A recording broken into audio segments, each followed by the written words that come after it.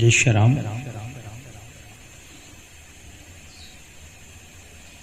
गंग गणपतये नमः। जय जय श्री राम, जय जय श्री सीताराम। महालय श्राद्ध में आज द्वितीया की श्राद्ध है, तो चलिए हम चलते हैं अपने क्रम की ओर।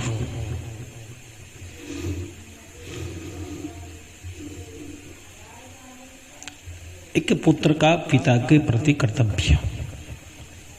जीवतो बाकी करणात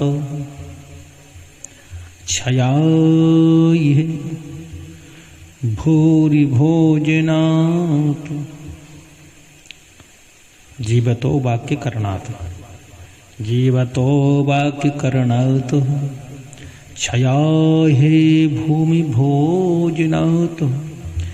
गयायाम पिंड दानाच त्रिभिः पुत्रस्य पुत्रता।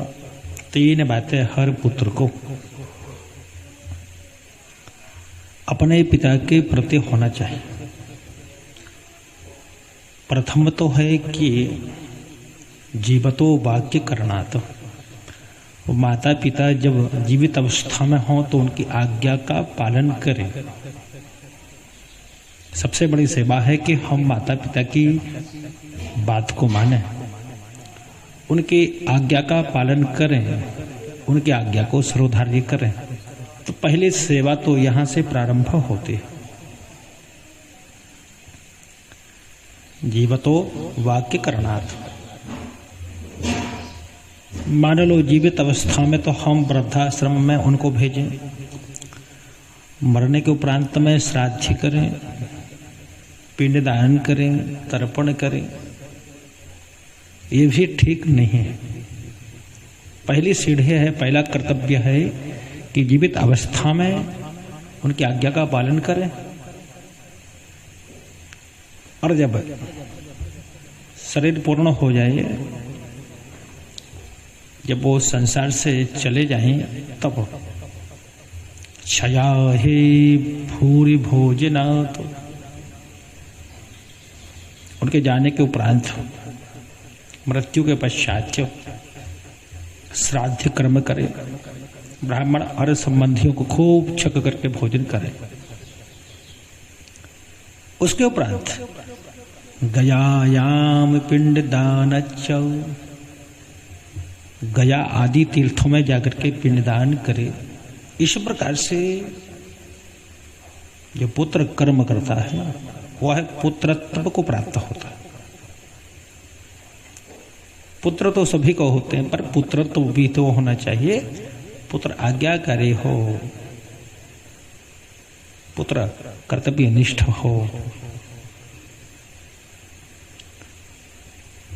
तो पहली बात है कि जीवित अवस्था में हम खूब उनका सेवा शुश्रूषा करें, उनकी बात को माने। तदुपरांत श्राद्ध करें, फिर गया आदि में जाकर के पिंडदान और श्राद्ध करें। एक पुत्र का यह कर्तव्य होता है।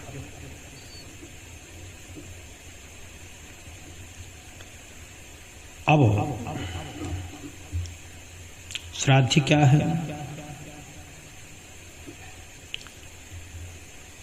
श्राद्ध की परिभाषा है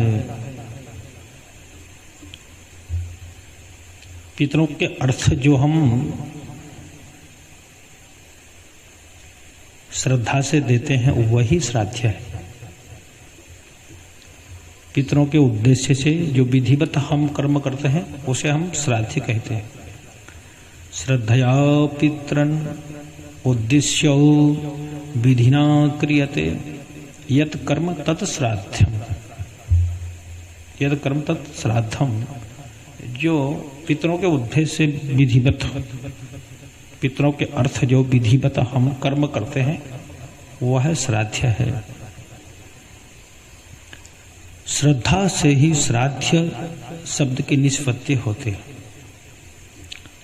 श्रद्धार्थम इदं श्राद्धम। श्रद्धया कृतं दितमीदम श्रद्धया दीयते यस्मात् तच्छ्राद्धम श्रद्धया इदम श्राद्धम। अर्थात कहें कि पितृ कर्म को हम जो श्रद्धा से करते हैं अथवा तो पितरों के उद्देश्य से जो श्रद्धा पूर्वक कर्म किया जाता है उसको हम श्राद्ध कहते हैं। वही पितृयज्ञ है।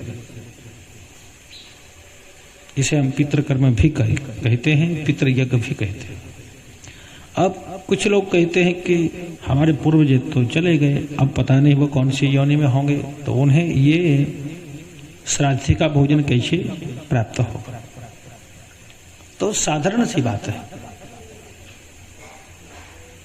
जैसे हम अपने पैसे को विदेश में भेजें तो वह विदेश की मुद्रा में कन्वर्ट होकर के वह विदेश की मुद्रा में परिवर्तित होकर के वहां पहुंच जाता है। ठीक उसी प्रकार से मान लो हमारे पूर्वज कहीं चिंटी की योनि में है, कहीं हाथी की योनि में है, तो लोगों का कहना है कि इतना बड़ा पिंड चिंटी कैसी खाएगी और इतने छोटे से पिंड से हाथी का क्या होगा। तो जैसे हमारे पूर्वज जिस योनि में हैं वह भोजन भी उसी प्रकार से परिवर्तित होकर के उनके पास पहुंच जाता है। पर सदैव हमें अपना कर्तव्य करना चाहिए और जरूरी नहीं कि हमारे पितरों ने जन्म ले लिया हो, उनकी सदगति भी हो सकते हैं, वो पितृलोक में भी हो सकते हैं, वो स्वर्ग में भी हो सकते हैं, वो कहीं भी हो सकते हैं। पर यदि कर्म नहीं करते हैं ना तो पितृगण नाराज हो जाते हैं। इसलिए हमें श्राद्ध कर्म की विशेष आवश्यकता है कि गया आदि तीर्थों में जाकर के पिंडदान करें और सदैव जब तक शरीर रहे, जीवन रहे, तर्पण और श्राद्ध अवश्य करना चाहिए। तो ये शास्त्र वाक्य है।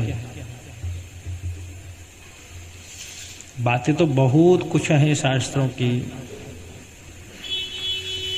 पर जितनी हो सके, जितनी निभा सकें उतने अवश्य ही हमें करनी चाहिए। देखिए, श्राद्ध करने से बहुत कुछ लाभ है। श्राद्ध अपने अनुष्ठाता की आयु की वृद्धि करता है। जो पितरों के अर्थ श्राद्ध करते हैं ना महाराज, उनकी उम्र बहुत लंबी हो जाती है, उन्हें दीर्घायु प्राप्त होती है। कहीं कहीं आपने देखा होगा कि परेशानी खड़े हो जाती है। कई लोग अपनी पूरी आयु को नहीं ले पाते हैं जीवन में, कहें कि अल्पायु में, मध्य आयु में शरीर को छोड़ जाते हैं। क्यों? क्योंकि श्राद्ध का कर्म विशेष रूप से होना चाहिए तो हमें दीर्घायु प्राप्त होती है। श्राद्ध अपने अनुष्ठाता की आयु को बढ़ा देता है, दीर्घायु कर देता है। पुत्र प्रदान करके कुल की परंपरा को अक्षुण्ण कर देता है। धन धान्य का अंबार लगा देता है, किसी प्रकार की कोई कमी नहीं रहती।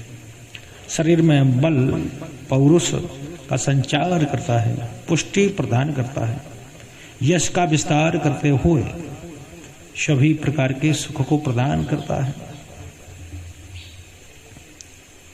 इसलिए श्राद्ध अवश्य करना चाहिए। आयो प्रजा धनम विद्याम स्वर्गम मोक्षम सुखानि च प्रयच्छन्ति तथा राज्यम पितरः श्राद्धतरुपिताः। महाराज, ये श्राद्ध इन सभी बातों को प्रदान करता है। सभी सुख जो उपरोक्त हम कभी कह के आए हैं, आयु दीर्घायु, बहुत लंबी आयु जो श्राद्ध करने वाले हैं उन्हें प्राप्त हो जाती है। पितृगण प्रसन्न होकर के आयु का वरदान देते हैं और वो श्राद्ध करने वाले दीर्घायु हो जाते हैं। आयु हो प्रजाम, पुत्र प्रदान करते हैं। और पुत्र ही नहीं, कुल की परंपरा को अक्षुण्ण कर देते हैं। पुत्र पौत्र प्रपौत्र आदि उनके वंश की वृद्धि होती चली जाती है। कहीं कहीं देखा है हमने कि वंश रुक जाता है, अवरुद्धव हो जाता है। पर क्यों? इसलिए कि वहां श्राद्ध कर्म अवरुद्ध हो गया है, क्योंकि कर्म है, जैसा कर्म वैसा फल। कर्म अच्छा तो निर्विवाद फल अच्छा, कर्म में कमी तो निर्विवाद फल में कमी। इसलिए कर्म हमारा अच्छा हो ताकि फल भी अच्छा सा प्राप्त हो सके। आयु प्रजाम धनम, महाराज कभी कभी बहुत कुछ कमाते हैं, या तो उस धन में बरकत नहीं हो पाती है, अथवा तो कमाने के जो स्रोत हैं वो रुक जाते हैं, उनसे कमाई ठीक से हो नहीं पाती है। क्यों? श्राद्ध नहीं करते हैं तो धन धान्य की भी अल्पता हो जाती है। इसलिए यदि चाहते हैं कि धन धान्य की वृद्धि होती रहे तो श्राद्ध अवश्य करें। आयु प्रजाम धनम, श्राद्ध करने से धन धान्य का अंबार पितृगण लगा देते हैं। विद्या, हम बहुत कुछ पढ़ते हैं पर या तो पढ़ के उसका मतलब नहीं समझते हैं, अन्यथा तो पढ़ लिखने के बाद में हमारी नौकरी नहीं लगती है, विद्या का उपयोग नहीं कर पाते हैं सही ढंग से, सही तरीके से। तो श्राद्ध अवश्य करें, जैसे भगवान का पूजन वैसे ही पितरों का पूजन भी करें। आयु प्रजाम धनम विद्याम स्वर्गम मोक्ष सुखानि च, स्वर्ग और मुक्ति एवं सुख सब कुछ श्राद्ध से प्राप्त हो जाता है। प्रयच्छन्ति तथा राज्यम पितरः श्राद्धितर्पितः, पितर श्राद्ध से संतृप्त हो जाते हैं। जो अतृप्त हैं, जो प्यासे हैं, उनकी पिपासा श्राद्ध करने से, तर्पण करने से पूर्ण हो जाती है। जैसे ही वो तृप्त संतृप्त हो, उनकी अतृप्तता समाप्त हो जाती है। किसी जीव के लिए जो अतृप्त है हमें संतृप्त करते हैं तो वह आशीर्वाद देता है। तो पितरों के लिए हमें तर्पण और श्राद्ध से संतृप्त करना चाहिए, तो वो सब कुछ हमें प्रदान करते हैं। अर्थात बात करें श्राद्ध से संतुष्ट होकर के पितृगण श्राद्धकर्ता को दीर्घायु, संतति, धन, विद्या, राज्य, सुख, स्वर्ग एवं मोक्ष तक प्रदान कर देते हैं। यहां तक लिखा है कि जो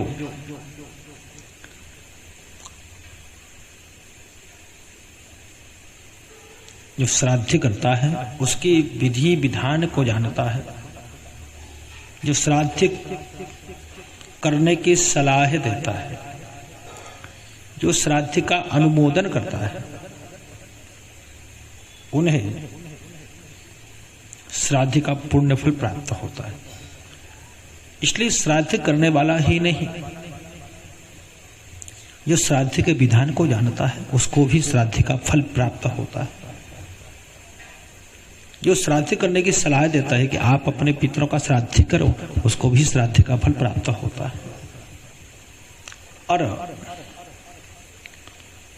जो श्राद्ध का अनुमोदन करता है कि हाँ श्राद्ध तो होना चाहिए, उसको भी श्राद्ध का फल प्राप्त होता है। इसलिए श्राद्ध अवश्य करना चाहिए। अब मान लो कि श्राद्ध करते नहीं हैं, श्राद्ध न करने से क्या होता है? तो श्राद्ध न करने से महाराज कष्ट की प्राप्ति होती है। श्राद्ध न करने वालों को पग पग पर, कदम कदम पर कष्ट का सामना करना पड़ता है। जो पितरों के अर्थ श्राद्ध नहीं करते हैं उनके लिए कदम कदम पर, पग पग पर श्राद्ध न करने वालों को कष्ट का सामना करना पड़ता है। मृत प्राणी बाध्य होकर के, मृत प्राणी बाध्य होकर के मतलब मजबूर होकर के श्राद्ध न करने वाले अपने सगे संबंधियों का रक्त चूसने लग जाता है, खून पीने लग जाता है। कहने का मतलब हुआ कि खून पीना मतलब समस्याओं को पैदा करना। इसलिए श्राद्ध की नितांत आवश्यकता है। श्राद्ध अवश्य करें, पर हम समझ नहीं पाते हैं कि श्राद्ध करना जरूरी क्यों है। हमारे वेद शास्त्र गागा कर चिल्ला चिल्ला कर कहते हैं। हमारे ऋषि मुनि इतनी मेहनत करके और सारे ग्रंथों को बना के चले गए और उनका कहना है कि श्राद्ध सतत करो, हमेशा करो। श्राद्ध की नितांत आवश्यकता है, इसलिए समझना चाहिए कि श्राद्ध इतना अनिवार्य है।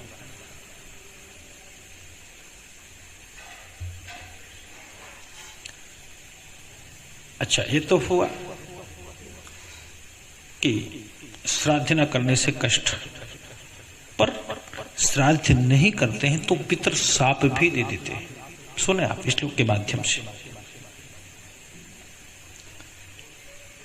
श्राद्धम न कुरुते मोह तस्य रक्तम पिबन्ति ते। श्राद्ध नहीं करते हैं अज्ञान बस तो पितर शरीर का रक्त पान करते हैं और साथ ही साथ वो श्राप भी देते हैं। पितरस्तस्य शापम दत्त्वा प्रयान्ति। अच्छा, श्राप देते हैं। पितरस्तस्य शापम दत्त्वा प्रयान्ति च। और फिर अभिशप्त परिवार को जीवन भर कष्ट झेलना पड़ता है। उस परिवार में पुत्र नहीं होता है, संतति की प्राप्ति नहीं होती है।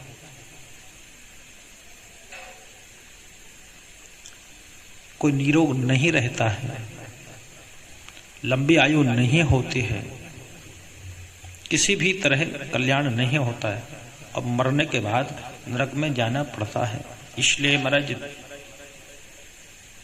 देव कार्य में और पितृ कार्य में प्रमाद नहीं करना चाहिए। देवी पितृ कार्याभ्याम न प्रमदितव्यम। प्रमाद आलस्य नहीं करना चाहिए। आलस्य ही शरीर का महान शत्रु है। यदि कोई शत्रु है, कोई रुपु है हमारे शरीर का, तो वो आलस्य है। इसलिए किसी भी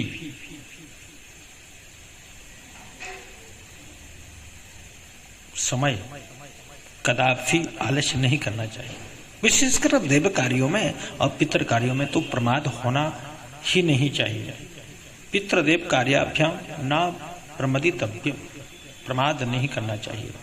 प्रसन्नचित्त होकर के अपने कार्य को करें। इसलिए बता दिया है कि श्राद्ध करने से क्या होता है, श्राद्ध ना करने से क्या होता है। और श्राद्ध नहीं करते हैं तो पितृ क्या करते हैं, यानी कि हमारे शरीर का रक्तपान करते हैं और साथ ही साथ श्राप भी देते हैं। पितरस्य तस्य शापम दत्त्वा प्रयान्ति च। इसलिए सभी से कहना है कि श्राद्ध अवश्य करो। ऐसा नहीं कि आप सैकड़ों ब्राह्मणों को जिमाओ, सहस्र ब्राह्मणों का आमंत्रण करो, जरूरी नहीं। जरूरी है कि श्राद्ध करो, यथा शक्ति, यथा भक्ति, यथा भाव, जैसा बन पड़े वो करो। चाहे एक ब्राह्मण का निमंत्रण करो, चाहे 3 ब्राह्मणों को आमंत्रित करके प्रेम से जिमाओ, पर महाराज श्राद्ध का लोप न हो, क्रिया का लोप न हो, अवश्य करना चाहिए। हमारे जो पितर पृथ्वी पर आते हैं, भूमि पर आते हैं, वो निराश होकर के न जाए, क्योंकि श्राद्ध नहीं करते हैं तो पितर निराश होकर के यहाँ से चले जाते हैं। इसलिए ध्यान रहे कि श्राद्ध पक्ष में, पितृ पक्ष में, महालय श्राद्ध में अवश्य हम पितरों की श्राद्ध करें। नित्य नहीं कर सकते हैं, हर मास नहीं कर सकते हैं, तो महालय श्राद्ध में, पितृपक्ष में और पुण्य तिथि पर विधिवत हम पितरों का तर्पण करें और श्राद्ध करें। ऐसे करने से हमारे पितर आशीर्वाद देते हैं और उनके आशीर्वाद से हमें आयु, पुत्र, धन, विद्या, स्वर्ग, मोक्ष, सुख आदि की प्राप्ति होते हैं। इसलिए आलस्य को छोड़ करके कर्तव्य परायण होकर के पितरों के आशीर्वाद की प्राप्ति के लिए अवश्य ही हमें श्राद्ध करना चाहिए। जय जय श्री राधे, जय जय श्री कृष्ण।